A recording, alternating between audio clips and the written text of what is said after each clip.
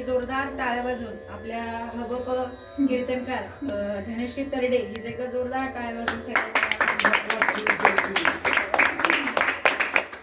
थोडीशी ओळख करून देताना खूप आनंद होतोय आणि खरं तर स्वाभिमान म्हणायला हरकत नाही.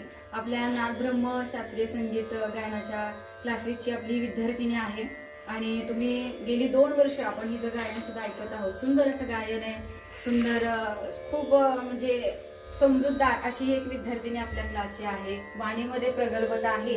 मी पण आज पहिल्यांदा तिची वाणी आम्ही प्रॅक्टिस करत आहोत, सराव करत आहोत. आजच्या कीर्तनाला सुंदर अशी पकवाजाची साथ देण्याकरता आदरणीय गुरुवर्य हबप आपल्या सातारा जिल्ह्यातलं नामवंत असं नाव कीर्तनकार आमचे कृष्णाजी महाराज तरडे की जे आमच्या धनश्रीचे वडील आहेत आणि तेही तिला सुंदर मार्गदर्शन करतायत. आणि आपण सगळे विद्यार्थी दशेमध्ये आहोत. इथं गुरु खूप महत्वाचा असतो, मार्गदर्शन महत्वाचं असतं. जसं तुम्ही शून्यातनं सगळे विद्यार्थी इथं येणारे आहात, आपल्यातला एकही विद्यार्थी थोडे सोडले तर सगळे विद्यार्थी महाराज घरातून शून्य संप्रदाय असणारे सगळे विद्यार्थी माझ्याजवळ आलेले. कुणाला सा माहिती नव्हता, कुणाला हार्मोनियम माहिती नव्हती, कुणाला रामकृष्णही माहिती नव्हतं, परंतु काही विद्यार्थी असे आहेत की ते शून्यातनं पुढे आलेले. 1-2 वर्ष झाले, 2-3 वर्ष झाले विद्यार्थी सगळे शिकतायत, सरावानं आपल्या पुढे चाललेले.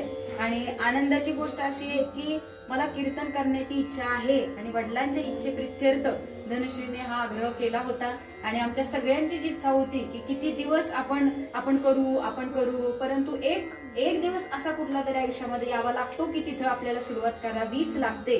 बघू मला क्लास करायचे, बघू मी येईन, बघू मला शिकायचंय, मी अजून 1 महिन्याने येते, हे बघू आणि पुन्हा करण्याच्या नादात आयुष्यातला बराच वेळ निघून जातोय.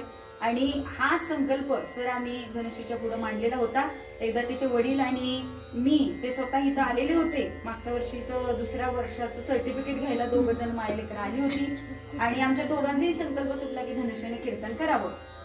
वडील एवढं सुंदर कीर्तन करतायत, मागं पाठीमागे संप्रदाय चालू राहावा आणि हाच एक गोड अट्टहास होता. आणि हिला आम्ही बोललो की धनश्री कुठेतरी आपल्याला सुरुवात करावीच लागेल, अभ्यासाला सुरुवात कर. आणि एक दिवस आमच्या कानावरती असा आला पाहिजे की चला धनश्रीचं एक कीर्तन अमक्या ठिकाणी झालं आणि धनश्री कीर्तन करायला लागले आहे. एवढे एक वाक्य जरी कानावर पडलं तरी आमचे कान तृप्त होतील. आता पुढचा हिचा प्रवास जो असेल तो तिच्या पांडुरंग परमात्म्याच्या ज्ञानोबारायांच्या कृपा आशीर्वादाला हाच पुढे चालू राहील. आणि महत्वाची गोष्ट म्हणजे आजचं हे कीर्तन आपण कार्तिकी एकादशीच्या निमित्तानं केलेलं आहे. सगळ्याला माहिती की आज सगळेजण पंढरपूरला जात असतात, पांडुरंग परमात्म्याचं दर्शन घेत असतात, परंतु धनश्रीच्या रूपानं आज बाहेर कुठेतरी कीर्तन करण्यापेक्षा आज तिच्या रूपात ते पंढरपूरचं वातावरण आपल्या क्लासमध्ये निर्माण झालं आणि ते पांडुरंगाच्या माऊलींच्या समोर हे